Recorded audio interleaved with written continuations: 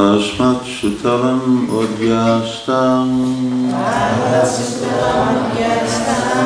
Vishvakarma vinirmita Yadadyo vyadayascha Namastandra parabhava Nopasarga nivasatam Sambhavanti mamikshaya Tavat sutalam madhyastam Tavat sutalam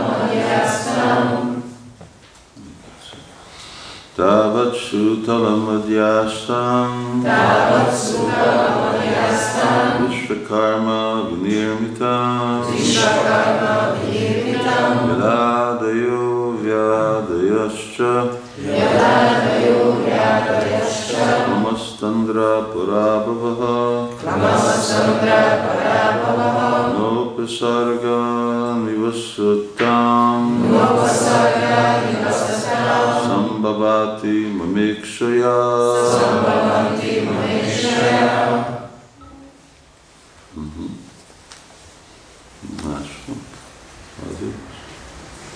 Tavat sutalam madhyastam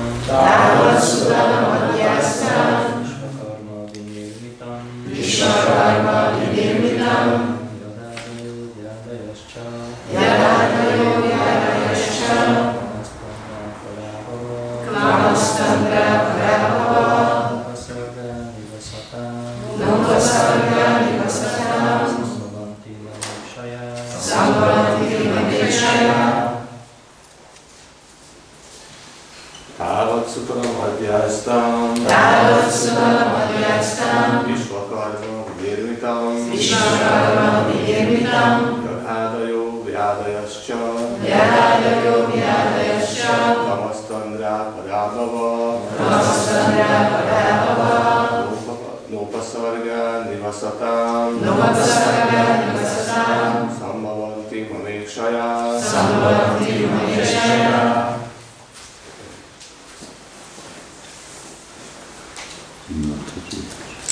Tavat sutalam madhyastam Vishvakarma vinirmitam Yadadhayo vyadhayascha Namastandra parabhava Nopasarga nivasatam Sambhavanti mamikshaya Tavat sutalam madhyastam Vishvakarma vinirmitam Yadadayo vyadayascha Namastandra parabhava Nopasarga nivasatam Sambhavanti mamikshaya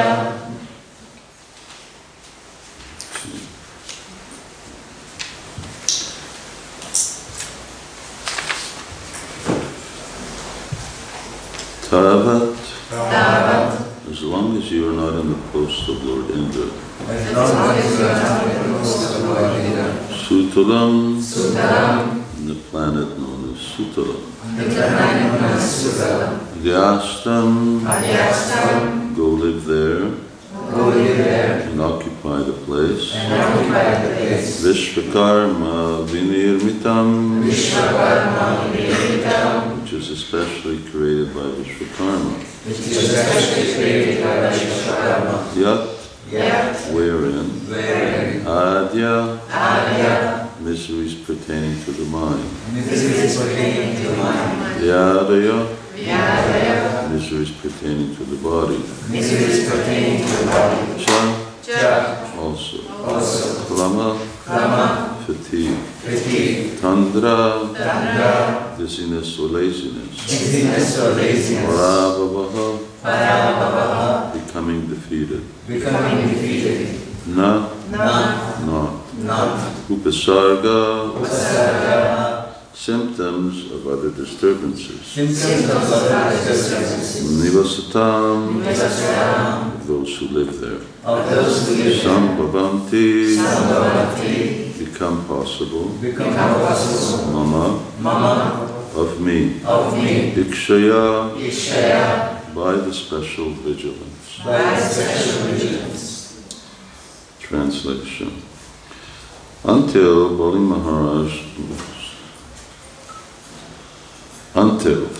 Maharaj achieves the position of the King of Heaven, he shall live on the planet Sutala, which was made by Vishvakarma, according to my order. Because it is especially protected by me, it is free from mental and bodily miseries, fatigue, dizziness, defeat, and all other disturbances. Bali Maharaj, you may now go live there peacefully. I'm sort of tempted to read till the end of the chapter. Purport by Srila Prabhupada. Vishvakarma is the engineer or architect for the palatial buildings in the heavenly planets. Therefore, since he was engaged to construct the residential quarters of Bali Maharaj, the buildings and palaces on the planet Sutala must at least equal those on the heavenly planets. A further advantage of this place, designed for Bali Maharaj, was that he would not be disturbed by any outwardly calamity. Moreover, he would not be disturbed by mental or bodily miseries. These are all extraordinary features of the planet Sutala, where Bali Maharaj would live. In the Vedic literatures, we find descriptions of many different planets, where there are many, many places, hundreds and thousands of times better than those which we have experienced on this planet Earth, of which we have experience on this planet Earth. When we speak of palaces, this naturally includes the idea of great cities and towns. Unfortunately, when modern scientists try to explore other planets,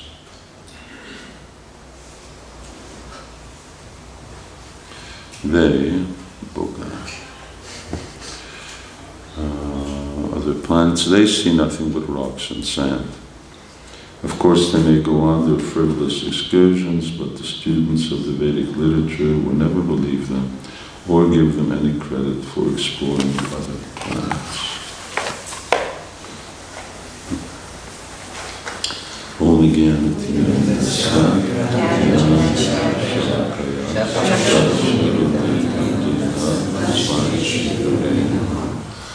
Jai Shri Krishna Chaitanya Prabhu Nityananda Shri Advaita Gadadhara Srivasadi Gaura Hare Krishna Krishna Krishna Hare Hare Hare Rama Rama Rama Hare Hare.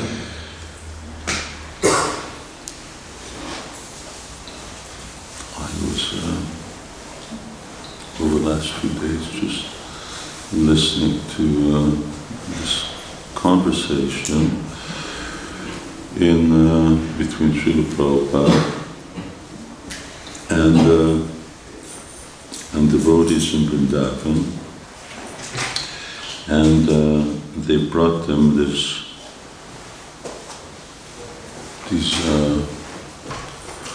graphic depictions. Of course, at that time, graphic depiction just meant big pieces of paper, and this was a big piece of paper, of Bhumandala and Jambudvip and the earth and what the relative dimensions and proportions were. This was trying to sort of visualize fifth canto, and they had a problem, and well, at that time, their idea is that the earth is flat, ISKCON was still in the flat earth theory at that point. And so Krishna Maharaj was trying to explain to Prabhupada how, well, if the earth is flat, how come we go from one part to the other? And you can go around. Certainly they don't travel at the kind of dimensions that are described in the Bhagavatam. And how do we explain the fact that you get, anyway, using the example of Los Angeles and Delhi, that you get Los Angeles, you go to Delhi, and then you go from Delhi to Los Angeles. And it works according to the Bhagavatam. So Prabhupada didn't so much get into a mechanistic answer. And because at that time there weren't even any scientists, devotee scientists present.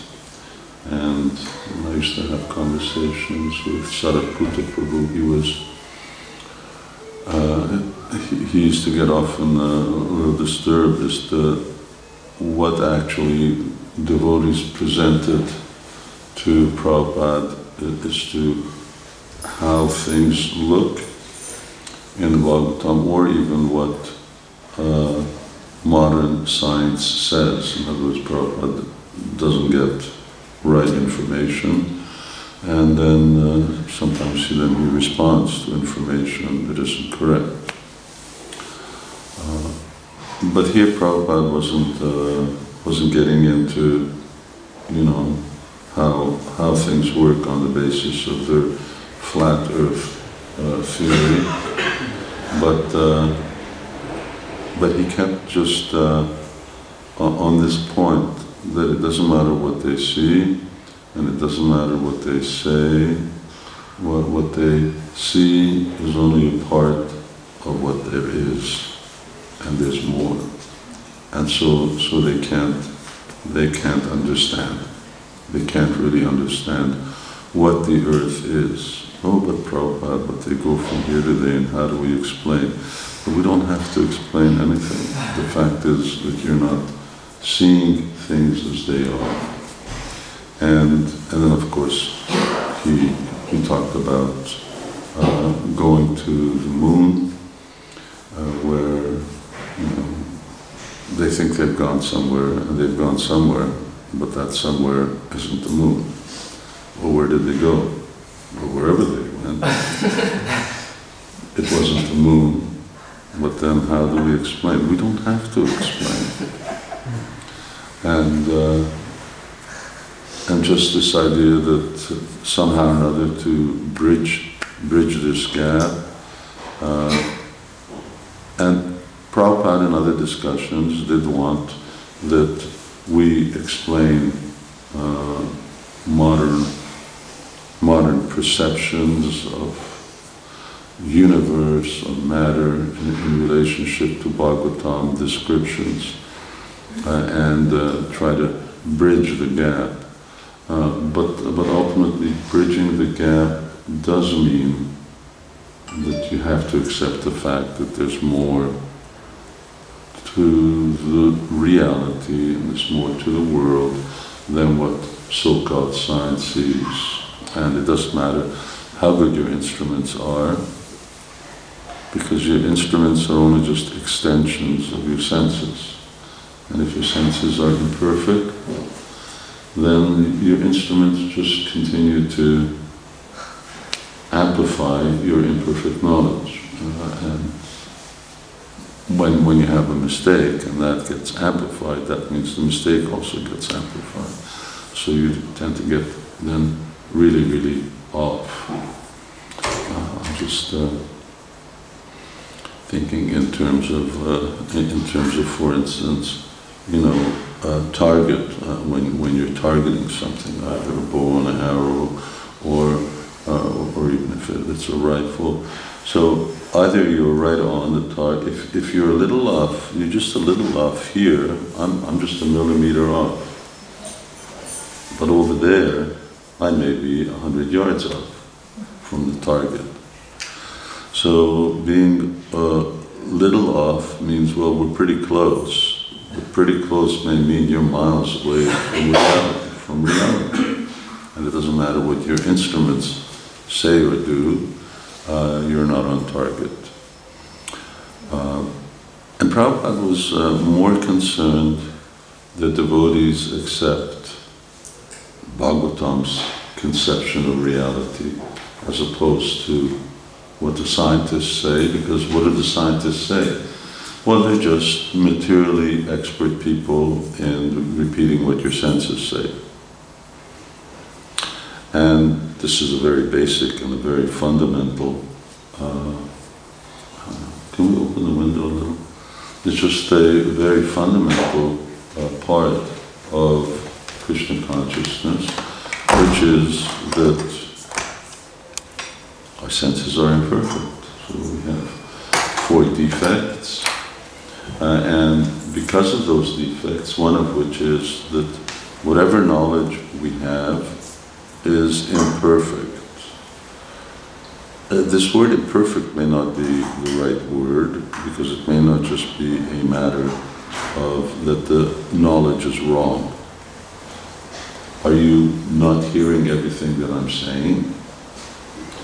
Well, I hope you're picking up all the words, and more likely or not, unless someone's asleep, they're hearing everything I'm saying. So what does it mean that our senses are imperfect? Well, maybe you're hearing words, but what I'm trying to convey may be different than what you're understanding.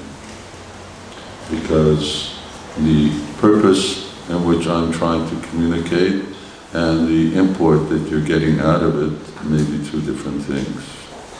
So you may not be able to actually really understand what I'm saying, even though you got the words. So that's one aspect. And of course the other aspect of this concept of imperfect senses is that there is more to the world than we see. And it doesn't matter how hard you try to see, because no matter how hard you try to see, you put a dog on a throne and it's still going to run after a shoe when you throw it. So it doesn't matter how good your senses are, they're still imperfect. So if you're off, you're off. Whether you're off with an air gun, whether you're off with, I don't know, some kind of fancy machine gun, you're still off the mark. It doesn't matter how good that thing is. So it's inherent. It's just built in. It's the way our senses are created. And senses can be empowered. Krishna says, Divyamidi te chakshus. He says, now I'm going to give you Divya chakshus. Sometimes Prabhupada translates spiritual eyes, but then actually Acharyas talk about that Arjuna's not given like the type of spiritual eyes with which you see spirit, but he's actually given celestial vision. He's given a different type of vision whereby you can see the universal form, which is not really quite something spiritual. Krishna is manifesting it. So that's one type of vision. Brahma talks about really spiritual eyes, and that's Premanjana Trita. These vision or the activation of the senses towards the end of Madhurya Kadambini, then Vishwanath Thakur talks about what happens when devotees attain prema and how their senses actually become different. So one is, and we sing that every day, Angani Asya Sakalendriya Vittimanti. You can eat with your eyes. You can, all the the senses can take on the function of any other sense. How? Where is this? Who? How? You don't understand because it's achintya. It's part of Prabhupada's conversation. For us, unless one has actually attained that stage of spiritual perfection, it's inconceivable. So what's the point? What's the point of trying to explain to a dog what shoes are meant for? He doesn't wear shoes anyway. And he doesn't understand that they fit on your feet. So you keep throwing the shoe and he's going to keep running after the shoe. Similarly, as long as one's a conditioned soul, there's no way you understand how you eat with your eyes.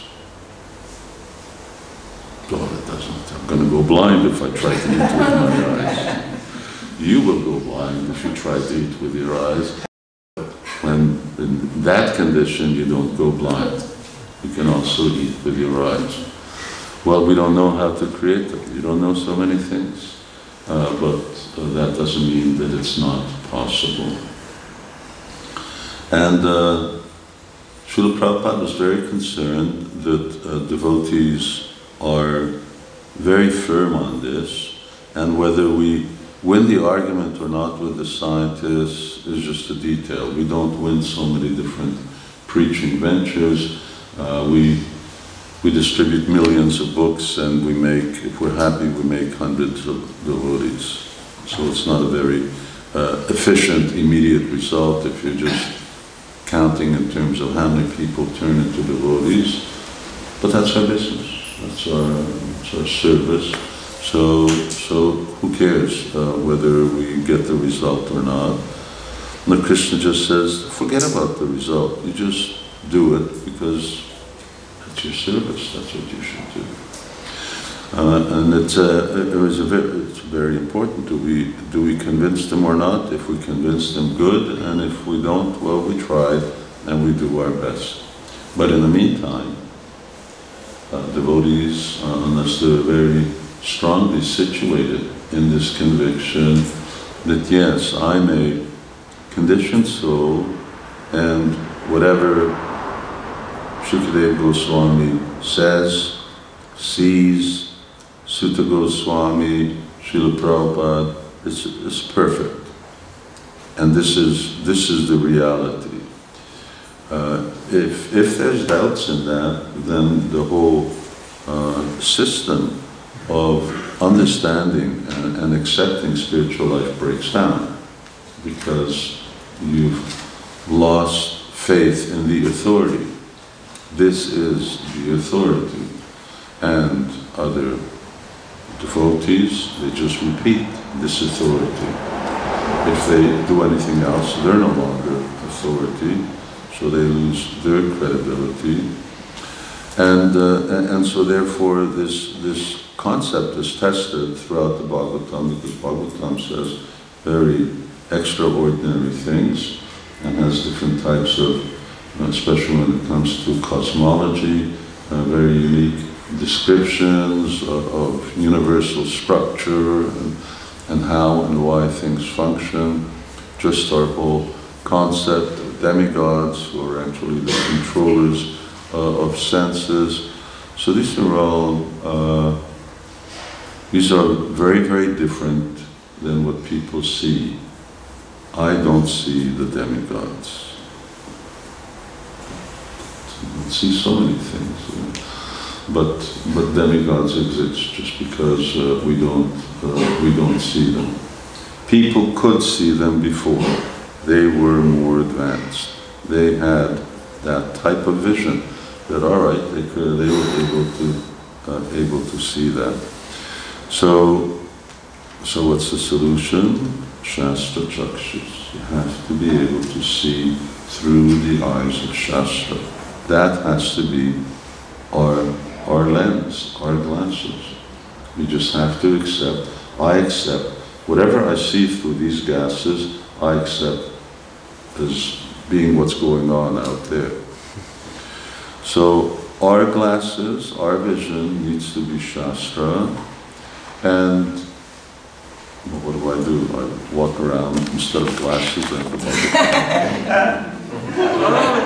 Are you really going to get in trouble? It doesn't work.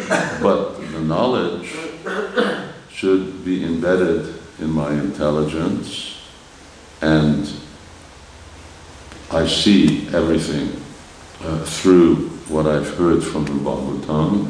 And of course, for that, devotees need to study and then have faith in what they've read, that yes, this is reality. And this is very much a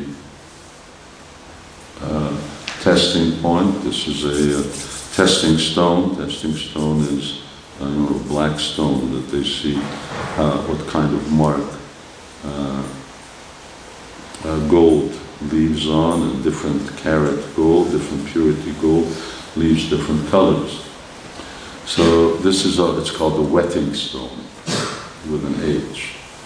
So it's the wetting stone of, do you have faith in the Bhagavatam?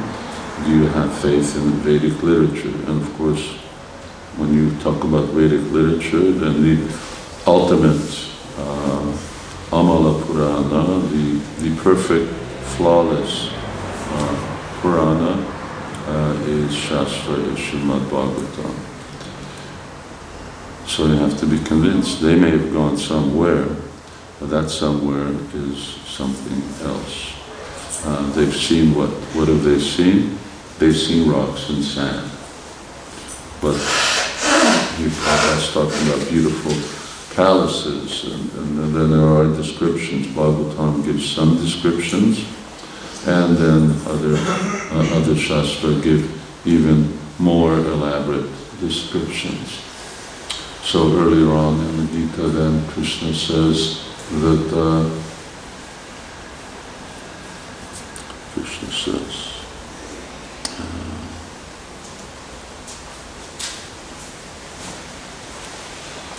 in the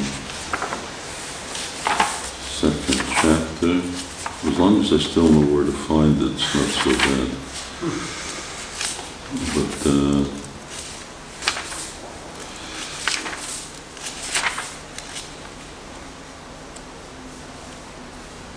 I'm still getting there to find it. And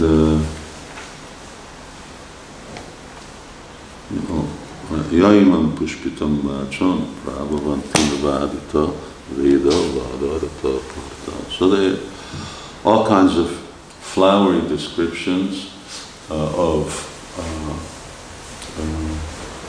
flowery, meaning not that it's flowers. Flowery means that very descriptive and trying to make something sound very, very attractive. So there's a lot of flower descriptions of the heavenly planets, and these are for the karmakandis and the karma yogis, those who want to go to those heavenly planets. They think that there's nothing more than this. This is it. This is what our destination should be like.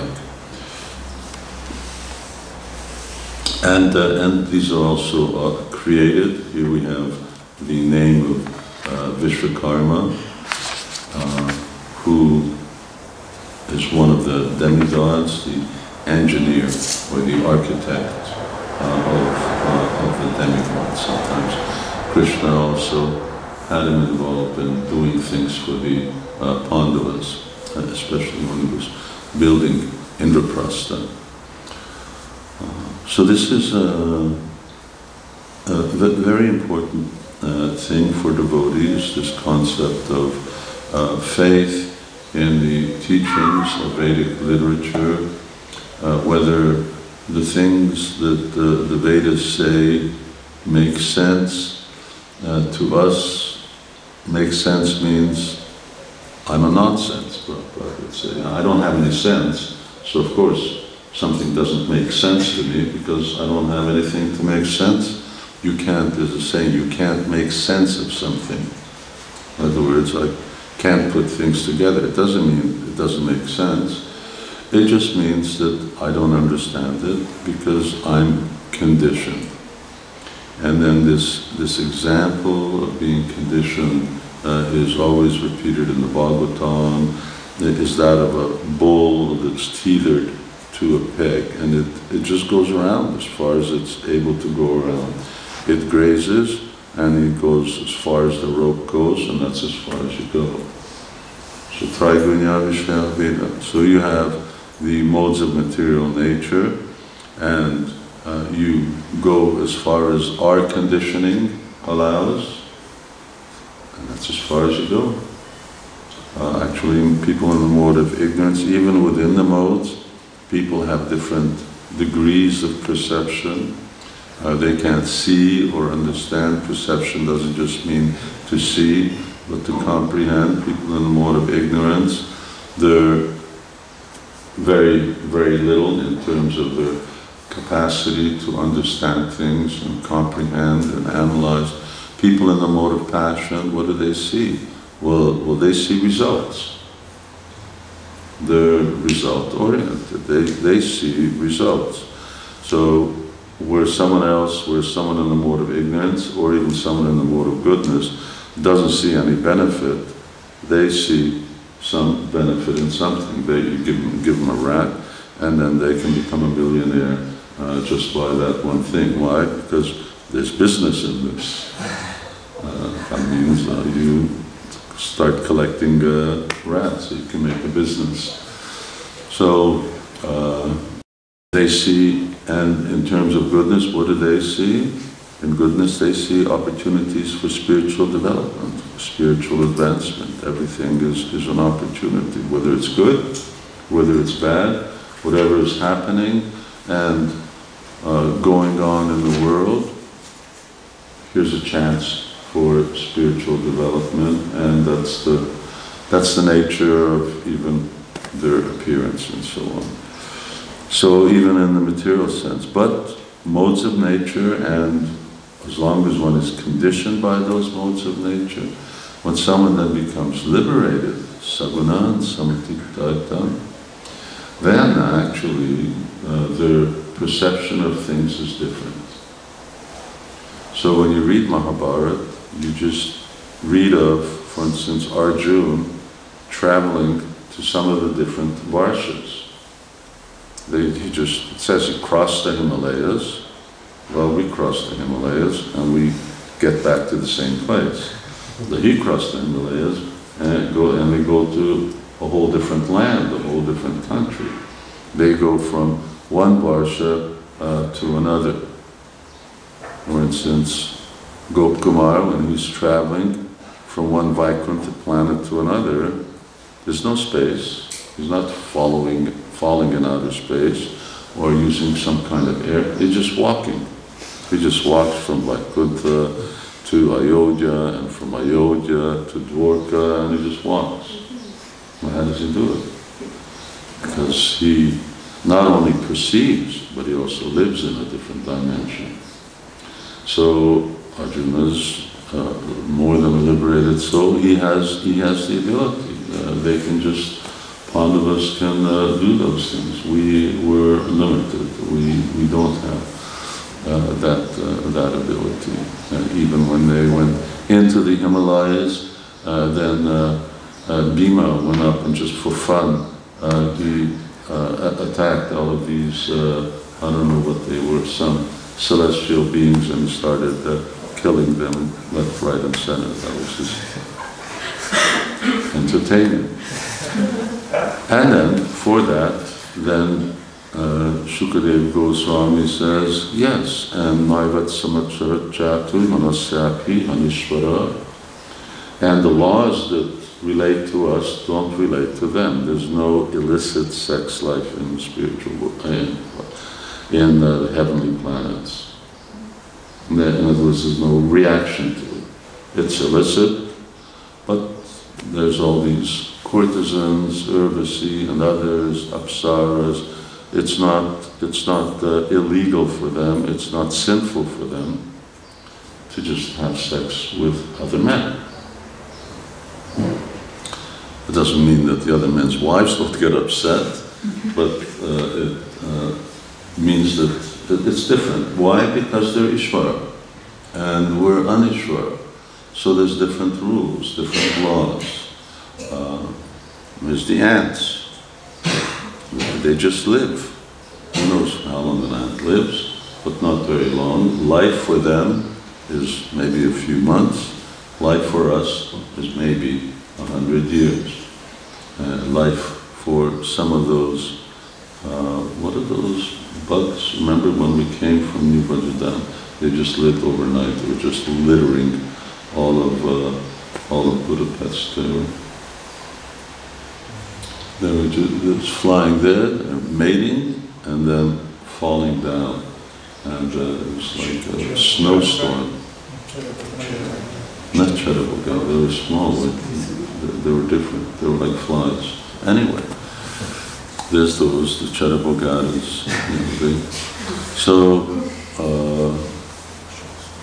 so that's life, relative. It's relative, according to the type of empowerment you have, according to the modes of nature are working differently on them, differently on us, differently on the demigods, and then Premanjana Charita Bhakti Vilochanena. So that empowerment allows you, yes, you can see Yam Shama Sundaram. Then where otherwise you couldn't see Krishna, then you can actually see Krishna. And you can see Krishna at will. Not only you see Krishna, but you can almost see Krishna at will, almost see Krishna at will. So that's the dimension or the concept that devotees need to live in. And it has to be very strong, it has to be their faith, because otherwise we're challenged by so many materialistic views and the increasingly sensual evidence that these things are good. Well, after all, we've got touch phones and we've got computers and we can do so many things, and after all, doesn't that prove anything? No, it doesn't prove anything. It proves nothing. It just proves that you can go on with that type of material development, but you're still just going in the same place. You're just still going up and up and up, but you're still restricted in the very same way with you. What does your mobile telephone tell you? Well, it tells you the same thing your eyes tells you, just in a different way. But ultimately, nothing really tells you the truth, and then not even of the world, not even of the world that we see. And of course, that's it's a very fundamental flaw. It's one of the cornerstones of materialism, and it's one of the cornerstones of how we challenge materialism, is that this concept that human beings can understand the world they live in is faith. It's just a religion, it's a blind faith, it's a basic supposition. You can easily make the same argument that human beings cannot understand everything in the world that they live in. And that's the Bhagavatam's premise, and that's our premise. And saying that you do, you've never proved it. All you've proved is you can verify the things that you can prove, but you've not proved that reality is exactly what you see. You can just prove that the part of reality that I see, that I see. So no, and that is the Bhagavatam's explanation. There's more. There's more to life than meets the eye, and of course, as even science expands, it keeps changing itself. It keeps verifying the fact that what we did know before about the world wasn't exactly the full picture. Now we know more, and we know more, and we know more. And of course the question is, well, are you ever going to learn the full picture? How do you know you're going to know everything? But the other thing was, but in the past you told me that this is what it looks like. And now you're telling me that you know more. So Prabhupada was very, very concerned.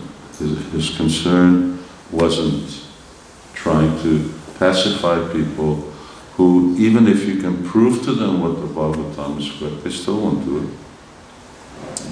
You've got so many great Bhagavatam scholars who speak Sanskrit and do so many things, and that they don't believe it. They teach it, university professors, they don't believe in Krishna, they don't believe in Bhagavad, they don't believe in anything.